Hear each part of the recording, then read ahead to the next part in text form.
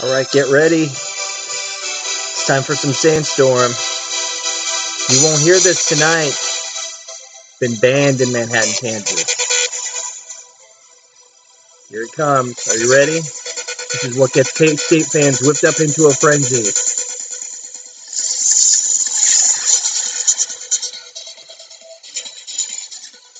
Again, you will not hear that song tonight in Manhattan. It has been banned by the Kansas State administration because apparently K-State fans can't hear that song without launching into potentially offensive chants that are then aired on national television. The administration doesn't really care for that. At any rate, I'm David from Rock Chalk Talk. This is the inaugural podcast or it's not really a podcast, inaugural broadcast, I guess, for the Rock Chalk Talk YouTube channel that we are creating. It's going to feature podcast-like things where people more than just myself will talk about all things KU. We're starting off. This is just me basically doing a test run. I will not be the only one just sitting here talking into a camera for all of our broadcasts. So in case you were concerned about that, this is just probably a one-time thing. But at any rate, so we've created this to do broadcast interviews, game previews and recaps. We'll be happy to put up reader submitted videos as well, so everyone can see them. I'm expecting at least tens of subscribers to this channel eventually. So once things get up and running, hopefully we can get a lot of content on here and spread the word about RCT that way and have fun talking about everything related to KU. So along those lines, please go ahead and like this video and hit subscribe.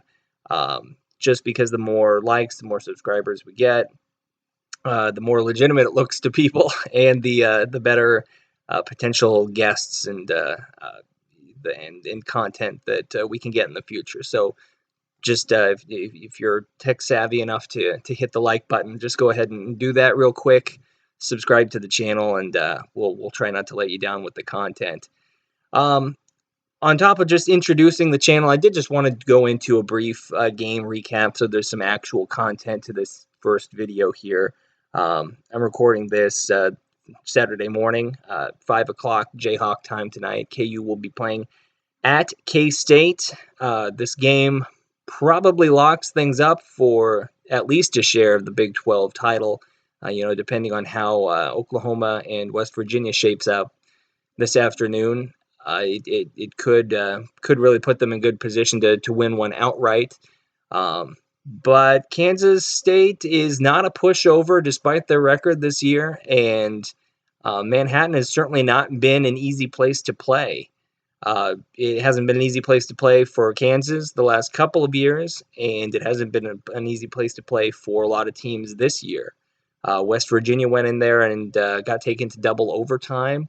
Oklahoma, of course, got upset just a couple of weeks ago in Manhattan, so it's not something that can be taken lightly. I looked this morning. It looks like the line on the game has Kansas given K-State 4.5, which is not nothing, but it's not a huge spread. I don't think Kansas fans should go into this just expecting a cakewalk.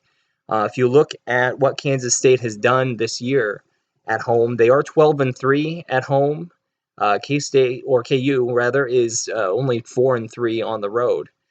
So the way Kansas is playing right now, you'd like to think that they can handle a team that definitely does have less talent than them, even on the road. But it's going to be a hostile environment. It always is when Kansas comes to Manhattan. And if you look at what K-State's been able to do this year, even with a young team, even with a team full of guys that a lot of people haven't even heard of nationally, they've been able to have a surprising amount of success. They're 8th nationally in defensive efficiency, according to Ken Palm, which is actually pretty remarkable given the guys that they've got running out there. DJ Johnson has turned into a respectable player. Dean Wade came in with some fanfare. I know he's struggled with injuries a little bit. He's definitely struggled to get his jump shot going. but he has been important in a couple of key games, namely the Oklahoma game just a couple of weeks ago. He had a nice performance. So it's not a game where you can go in and expect to win without any difficulty whatsoever. It definitely helps to have Stokes still out for Kansas State. I guess he's out for the year.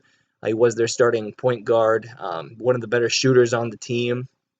That's an area that Kansas can probably exploit. Kansas State is not gifted offensively, definitely not a gifted three-point shooting team. They don't have a single player who shoots 35% or better from three-point range on the team. So you can afford to kind of pack in the paint a little bit and keep them from getting good looks from inside the three-point line and really limit their scoring. I think that's going to be key. I mean, there's always that chance that the player who hasn't hit more than 5 threes all year goes 3 for 4 from outside. I'm thinking Evan Wessel from the Wichita State game last year.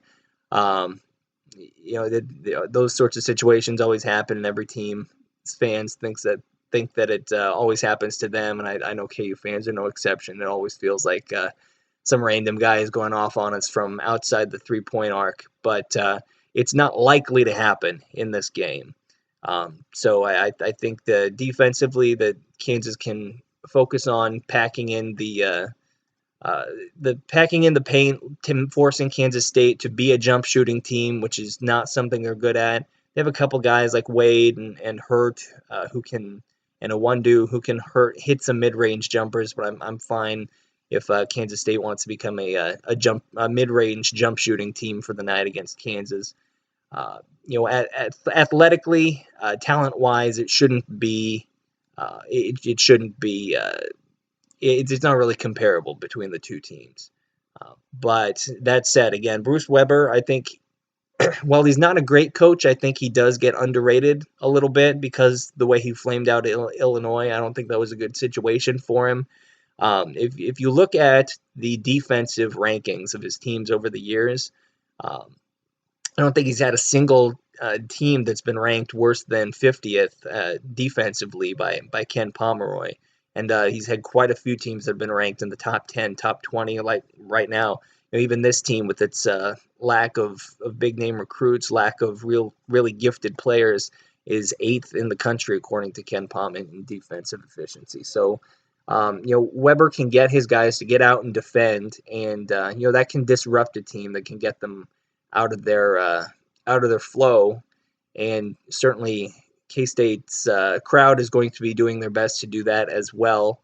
Would probably be remiss not to bring up Dunkgate in doing a preview of this game. At the time, it seemed like Bill Self was one of the few people in the country who was actually irritated with Brandon Green, and there was even some doubt as to how sincere that irritation was.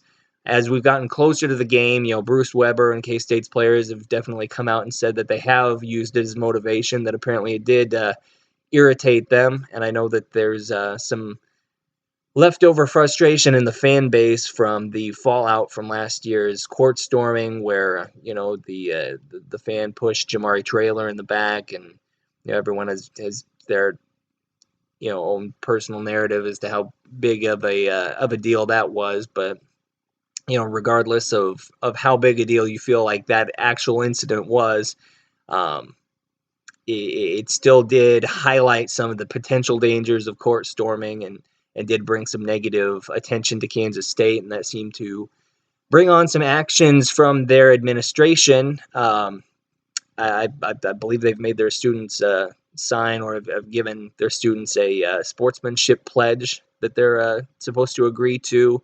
They released a video earlier this week asking students not to participate in any profane chants. I think we all know the one that they're referring to, and basically be on their best behavior, make it a loud but family-friendly atmosphere. And I know that a lot of Kansas State fans and students have really taken exception to that. They're irritated with their administration, and I think that at least tonight for this game, that those actions on the part of the administration are probably going to have the opposite effect. I think you're going to have about as hostile a crowd as we've ever seen, in the Octagon of Doom tonight. I'm sure that Brandon Green will get booed intensely every time he touches the ball, every time he comes into the game, every time his name is announced. I'm expecting a cascade of boos, even louder than the ones that are just constantly emanating from the stands in the Octagon of Doom there out in Manhattan. They're always finding one reason or another to boo, but I think it'll be even louder when Brandon Green touches the ball. So we'll see how that affects him. Knowing what we know or what we've seen of Brandon Green's personality, I don't think it's going to get under his skin too much, but you never know when it comes to actually being out on the court and having that many people screaming at you and hurling insults at you and booing you, if it's going to rally you just a little bit. So, hopefully Green,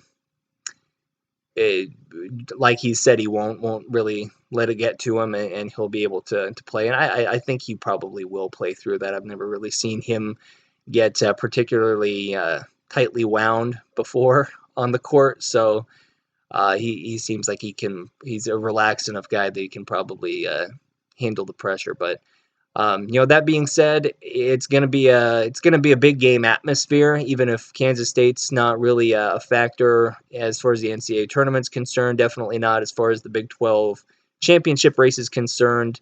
They're really playing for pride and to maintain a position in the NIT most likely at this point. I don't mean that as an insult, just speaking objectively. That's about where the team is at.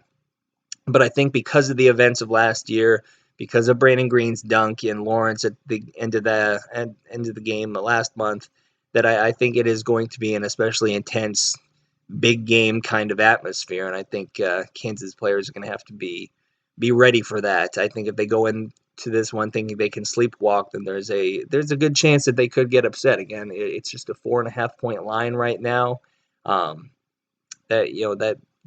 does not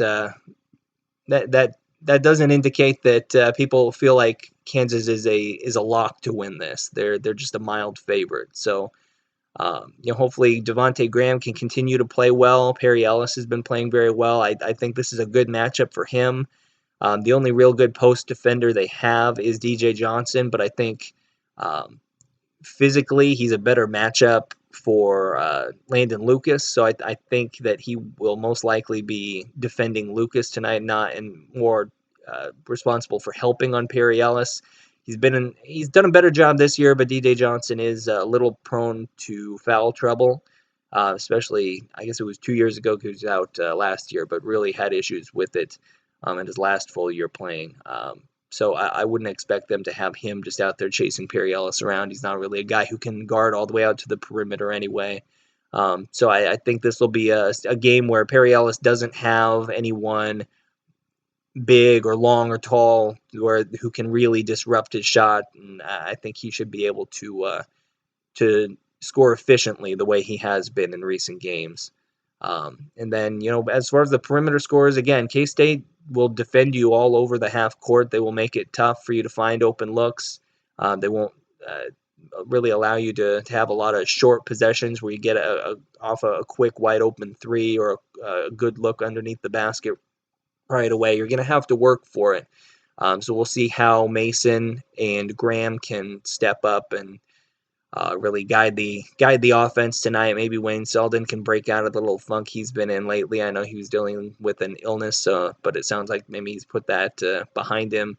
Certainly we don't need a performance like we saw out of him against Kentucky every week, but it would be helpful to get a little more than what we were seeing for a little while there right after that Kentucky game where apparently he had been sick. So again, K-State's going to make things hard on the guards, but hopefully the guards will respond well and can look and find some good opportunities for Perry Ellis inside. Can maybe draw some help and get somebody wide open on the outside because we've got plenty of guys who can hit that open three. It'd be nice to see just because of the circumstances. Brandon Green knocked down a few open threes from outside tonight as well. But it should be an exciting game. I know looking at the predictions that we've got up on our site, a lot of people are expecting a blowout. I'm not. I think I predicted a 70-66 win which is right in line with about where the Vegas lines are. Um, I don't see it being high scoring. I don't see a blowout. I think Kansas is capable of that, but I think Kansas State is also capable of making it a slow, muddy kind of slugfest that keeps them in the game. It's what they're good at doing. It's what Bruce Weber has been finding success in having them do this year. So I don't expect anything different tonight. So we'll see how things go. We'll see if maybe they're able to sneak a little sandstorm into their musical rotation tonight. I doubt it, but I am expecting the typical FKU chants. I'm expecting a lot of hostility, and so I think that always adds an extra element of fun to the game. So I'm definitely looking forward to it. I'm sure you are too. We'll see if maybe I can throw up a recap here after the game, so we can get 2 videos on our YouTube feed in one day. That would be the most efficient I've ever done anything, I think. So won't count on it, but maybe it'll happen. But so I guess I'm signing off for now. I hope everyone has fun watching the game tonight, and hopefully we'll be able to talk about a victory tonight around 7 o'clock. Thanks for watching, and again, make sure you hit that subscribe button and the like button, and just get as much good publicity going for the website and for the YouTube channel as possible. Thanks.